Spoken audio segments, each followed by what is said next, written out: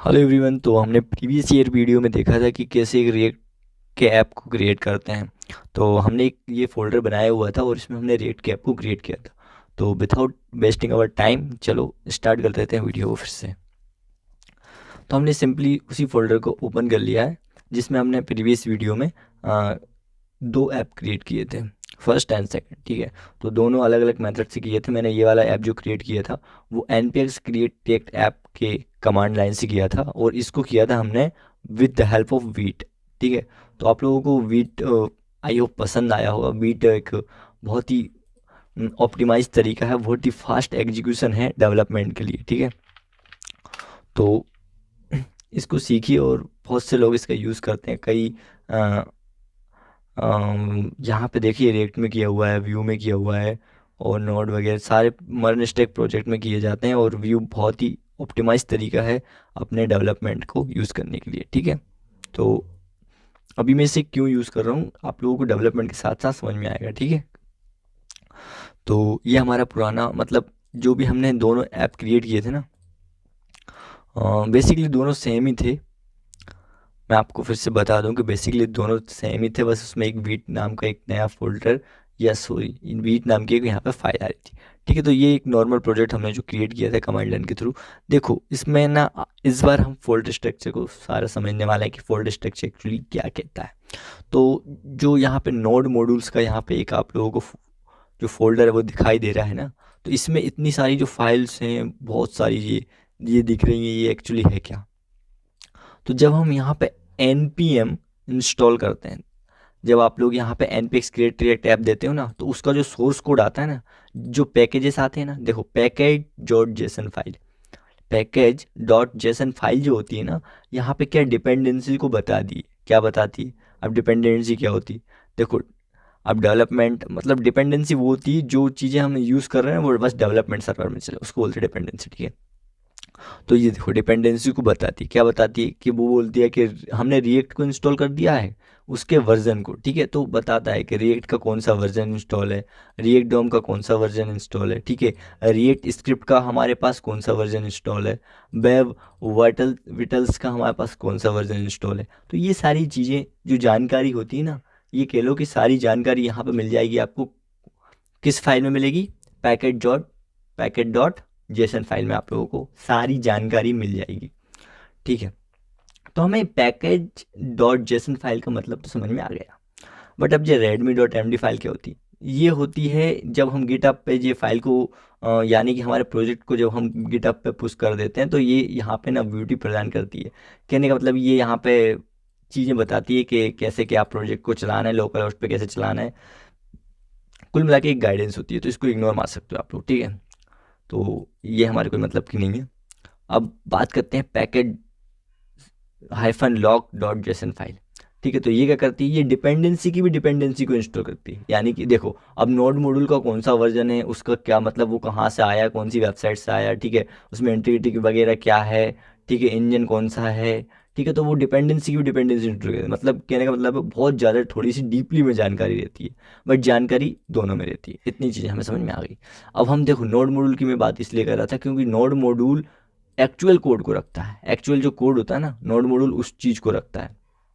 ठीक है, तो नोड मॉड्यूल में आप ये समझ लो कि सारे जो हम इंस्टॉल करते हैं ना प्रोजेक्ट, उसका ना पूरा का पूरा सोर्स कोड होता है। तो जब हम ना इस पूरे प्रोजेक्ट को यहाँ पे मतलब इस पूरे प्रोजेक्ट की जो फाइल्स है ना, सबसे ज़्यादा जो डाटा होता है ना इसमें होता है नोड मॉड्यूल में, बहुत ज़्यादा हैवी फोल्डर।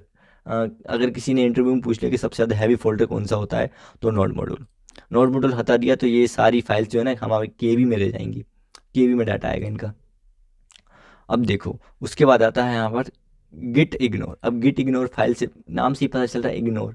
जब हम गिट पे ये सारा कोड पुश करेंगे ना तो ये फाइल को इग्नोर करता है। सबसे पहले तो नोड मॉड्यूल सबसे हैवी फाइल उसको इग्नोर कर देगा। तो जब नोड मॉड्यूल हट आएगा तो ये फाइल बचेंगी, तो फिर केबी में डाटा बचेगा। तो फटाक से अब dot P N P dot J S coverage build, मतलब ये सारी जितने भी यहाँ पे अगर आपको एडिशनल चीज़ें कोई भी इग्नोर करनी है, जैसे मुझे ये वाली फाइल इग्नोर करनी, तो मैं इसको ऐड कर दूंगा तो वो फाइल ना गिट पे नहीं जाएगी। तो ये यूज़ है गिट इग्नोर का। हम चाहें तो इसे अभी डिलीट कर सकते हैं क्योंकि अभी हम यहाँ पे क्या कर रहे हैं, दोनों को डिलीट कर सकते हैं। ठीक है, क्योंकि अभी हम गिट पे पुश नहीं कर रहे, अभी तो हम सीख रहे हैं। जब हम सीख जाएंगे तब हम गिट भी सीखेंगे। अब देखो पब्लिक फोल्डर, अब पब्लिक हो गया SRC, 2 फोल्डर बचे हुए हैं, ठीक है। सबसे पहले पब्लिक से बात करते हैं, पब्लिक से स्टार्ट करते हैं। देखो पब्लिक बेसिकली क्लाइंट साइड के लिए होते हैं, ठीक है। सबसे पहले तो मैं इसको रन करना चाहूँगा प्रोजेक्ट को, चलो तो रन करते हैं। रन कैसे होता है, कमांड याद है npm स्टार्ट, ठीक है। नॉर्मल, जब हमने npx क्रिएट रिएक्ट ऐप किया था ना, जब हम npx क्रिएट रिएक्ट ऐप और ऐप का नाम देंगे तो हम नॉर्मल npm स्टार्ट करेंगे, ठीक है। और जब हम वीड वाला सर्वर स्टार्ट करेंगे तो हम उसमें क्या यूज़ करेंगे, मैं आगे बताऊंगा, वरना ऐसे भूल जाएंगे अपन, ठीक है। तो देखो हमारा अपना जो प्रोजेक्ट है वो रेंडर हो चुका है, ठीक है, रेंडर हो गया। बट इसमें थोड़ा सा टाइम लगता है, वही इसलिए हम उसको यूज़ करते हैं।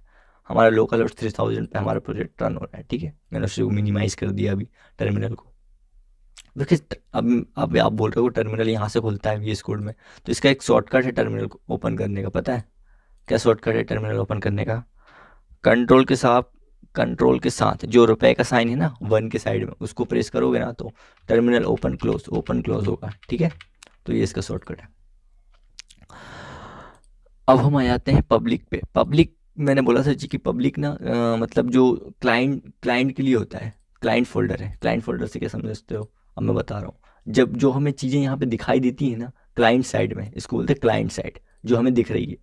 और सर्वर साइड जो उसको बोलते हैं बैकएंड, जो फाइल हमें नहीं दिखती, ठीक है। तो ये क्लाइंट साइड फाइल होती है पब्लिक। पब्लिक यानी कि सबको दिखे, जो पब्लिकली हो।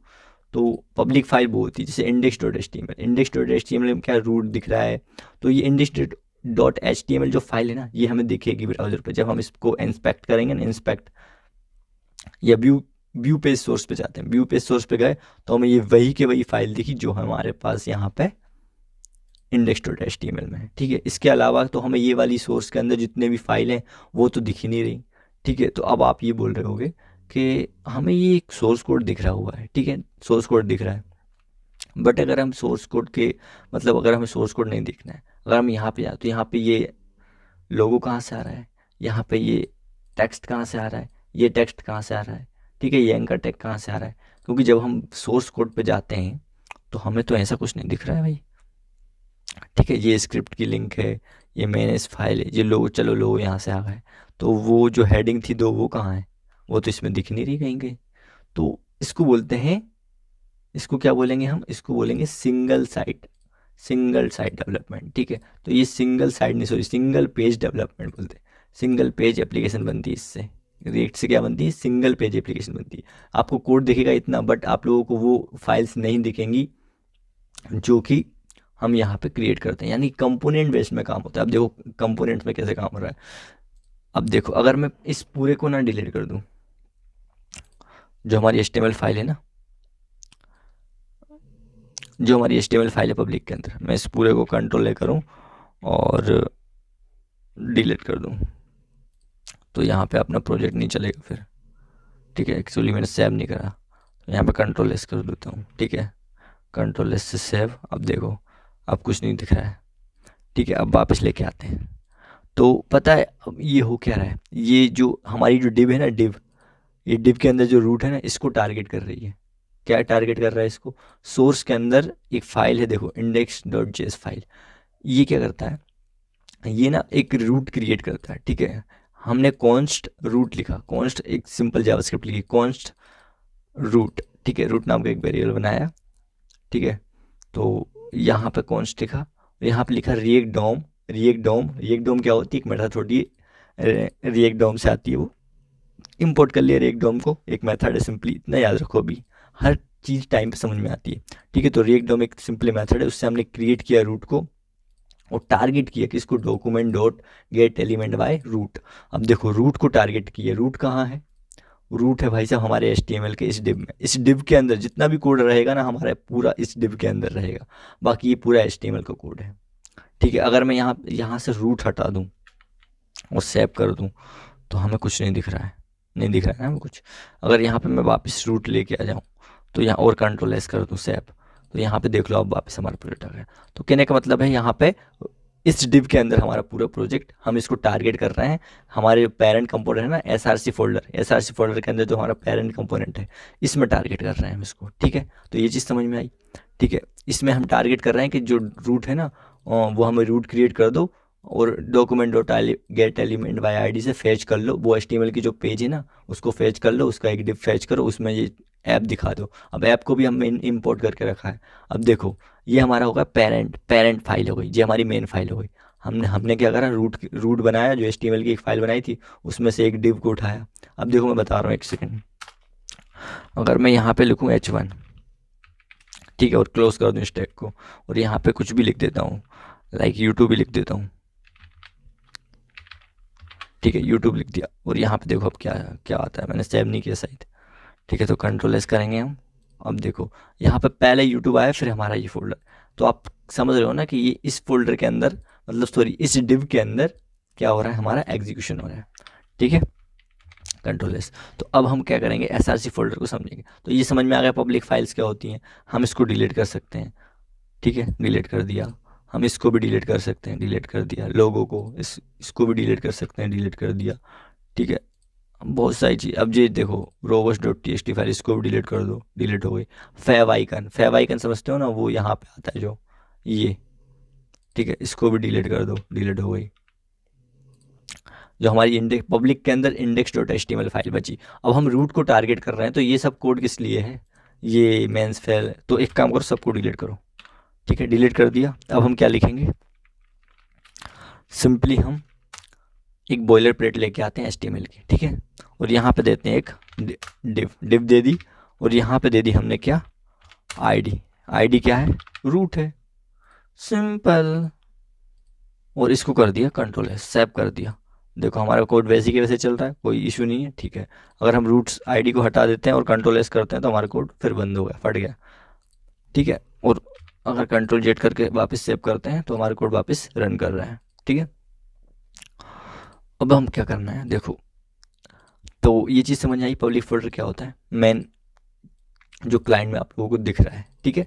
तो हमारे पब्लिक फोल्डर में हम जब रिएक्ट की ऐप बनाएंगे तो कुछ नहीं होगा, केवल और केवल क्या होगा, क्या होगा भाई, HTML की फाइल होगी। और हम जो भी, जैसे हमें कुछ इमेज अपलोड करनी है, जैसे कि जो हम फाइल बनाएंगे ना, कंपोनेंट बेस्ड काम होता है, कितनी बार बताया है, कंपोनेंट बेस्ड काम। जैसे मैं कोई भी वेबसाइट सर्च करूँ, लाइक जैसे रिएक्ट की सर्च कर लेता हूँ, आप लोगों को आज रिएक्ट की मेन वेबसाइट बताऊँगा, ठीक है, रिएक्ट राउटर सर्च हो गया, ओनली रिएक्ट करूँगा तो react.dev, ये रिएक्ट की ऑफिशियल वेबसाइट है। अगर आपको, आप लोगों को कुछ भी सर्च या कुछ भी रिसर्च करना है ना, तो आप लोग react.dev, जो कि अभी साइट बनी हुई है, इस पे जाके आप लोग पढ़ सकते हो रिएक्ट के बारे में, ठीक है।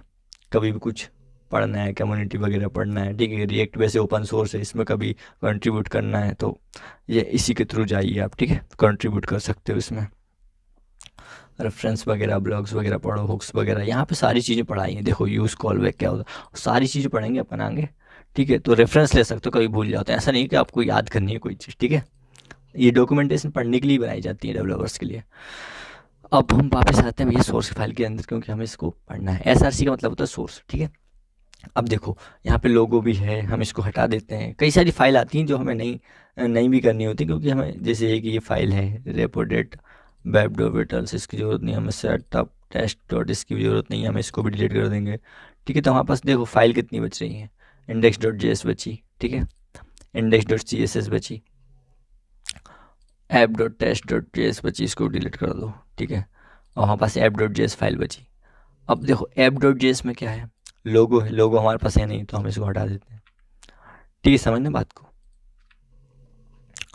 और app.js में क्या है, app.js में ना देखो हमारी मेन हो गई, मैंने बताया पेरेंट क्या हो गई, index.js, ठीक है।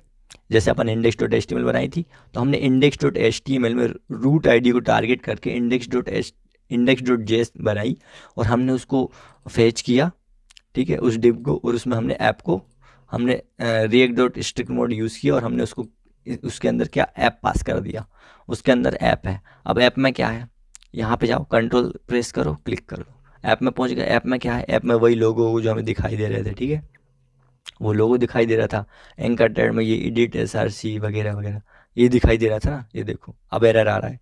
एरर वो ये बोल रहा है कि ये लोगो फाइंड नहीं है, ये फाइंड नहीं है, ये फाइंड नहीं है, क्योंकि हमने अभी डिलीट कर दी। तो हम क्या करेंगे, इसको सारे को डिलीट कर देंगे, ठीक है। और यहाँ पे हम बनाएंगे H1,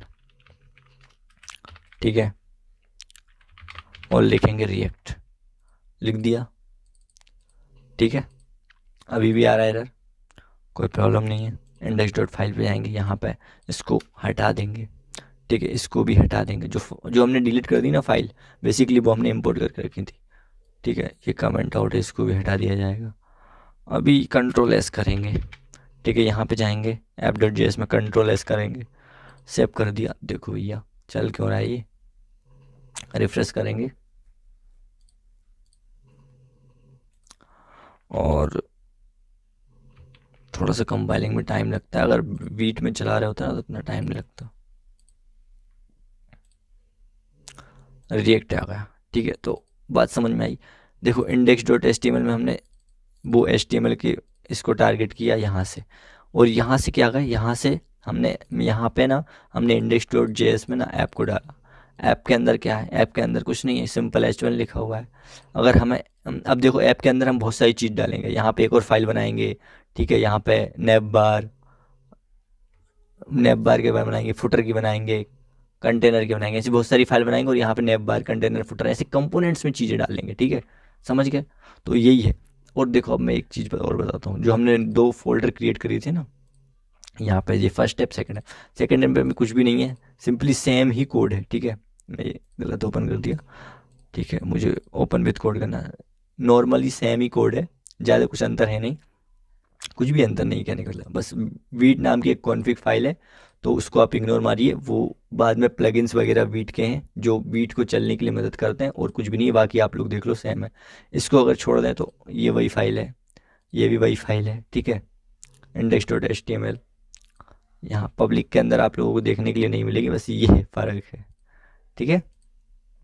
बट आप लोगों को जैसे फाइल्स, ठीक है, इमेजेस या कुछ भी मतलब अपनी वेबसाइट में करना है ना, तो आप लोग अगर नॉर्मल अगर HTML में करते थे तो अलग से यहाँ पे फाइल वगैरह बनाते थे, तो यहाँ पे पब्लिक के अंदर करना है, बस सिंपल सी चीज़ है, ठीक है।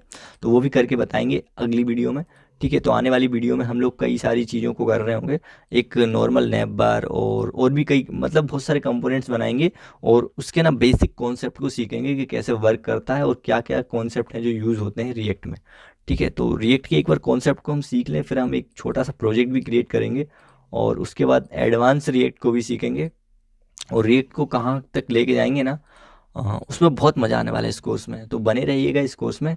तो तब तक के लिए यही बोलूँगा, keep learning and keep exploring.